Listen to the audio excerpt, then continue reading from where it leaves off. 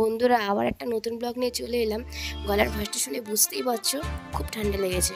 এই মুহূর্তে অনেকে স্নানের জায়গাটা রেডি করা হচ্ছে। এখানে অনেককে স্নান করানো হবে। এখানে একটা একটা করে গোলাপের পাপড়ি ছাড়ানো হচ্ছে। সবাই খুব খুশিতে আছে। এর মধ্যে পুচকুসোনা স্নান করবে, তার জন্য দিদি স্নানের জল সব দিয়ে দিল এর মধ্যে।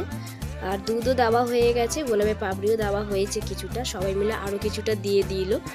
আর সবাই খুব খুশি আজকের। অনেক কিভাবে তাকিয়ে আছে দেখো আমার দিকে। অনেক ছবি তুলতে ভীষণ ভালোবাসে, তাই দেখছো কোনের দিকে কিভাবে তাকিয়ে আছে। একটু হেসেও দিল পুচকুসোনা। দাদা দিদি পুচকুসোনাকে স্নান করাচ্ছে।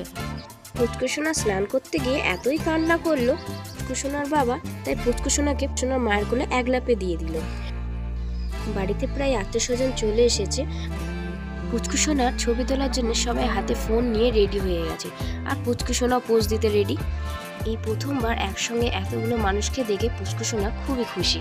পুচকুসোনাকে রেডি করা হচ্ছে। আর পুচকুসোনার পিসি এইটা। আমি রান্নিদের কাজে সহযোগিতা করছি। ব্লগটা আর বড় করছি না। ব্লগটা যদি ভালো লেগে থাকে লাইক শেয়ার কমেন্ট করো, আর আমাদের পাশে এইভাবেই থেকো। এখনকার মতো টাটা।